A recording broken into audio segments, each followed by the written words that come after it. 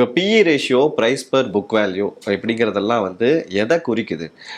ஒரு ஷேரை வாங்கணும்னா பிஇ ரேஷியோ பார்க்கணுங்கிறது கட்டாயம்ங்கிறதெல்லாம் நம்ம சொல்லியிருக்கோம்.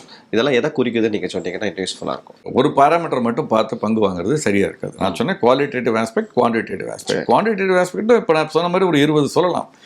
ப்ரைஸ் டு புக் வேல்யூ, ஒரு நிறுவனத்தை வந்து இன்னைக்கு நாக் டவுன் கண்டிஷனில் மிஷினரியை லேண்டெல்லாம் விற்றுட்டு பணத்தை எடுத்து இருக்க கடனெல்லாம் அடைச்சிட்டு மிச்சம் எவ்வளோ இருக்கோ அதை பங்குகளால் டிவைட் பண்ணணும்னு வச்சுங்க, வகுத்தீங்கன்னா ஒரு பங்குக்கு இவ்வளோ மதிப்புன்னு வரும். அதுதான் பங்கு ஒன்றின் மதிப்பு வச்சுங்க. புக் வேல்யூ அதிகமாக இருக்குன்னா வாங்கலாமான்னா அவங்கள்ட்ட அதிகமாக சொத்து இருக்கும், அதனால அதனுடைய மதிப்பு கூட இருக்கு.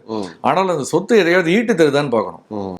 சென்னைக்கு அருகாமையில் என்கிட்ட வந்து 100 கோடிக்கு சொத்து இருக்கும், லேண்ட் இருக்கும், ஆனால் அதில் எந்த வருமானமும் இருக்காது. அப்போ அந்த நிறுவனத்தை பங்கை நான் வாங்கி என்ன பண்ண போகிறேன்? ஸோ ஒரு ரூல் அதுக்கு ஒரு எக்ஸப்ஷன், ஒரு ரூல் அதுக்கு ஒரு எக்ஸப்ஷன், ஒரு பேராமீட்டர் அதுக்கு ஒரு எக்ஸப்ஷன்.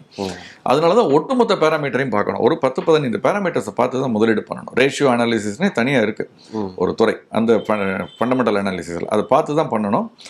அதில் பார்த்தீங்கன்னா நீங்கள் சொன்ன PE ratio, price to earning ratio, பங்கு ஒன்று ஈட்டக்கூடிய லாபத்தை போல் அது எத்தனை மடங்கு வணிகமாகிறது. ஓகே, பங்கு ஒன்று ஈட்டக்கூடிய லாபம் ₹1, அது 20 ரூபாய்க்கு வணிகமாகுதுன்னா 20 மடங்கு வணிகமாகிறது. அப்படின்னா 20 ஆண்டு கழித்து தான் நீங்கள் போட்ட பணம் கிடைக்கும். வருஷம் ₹1.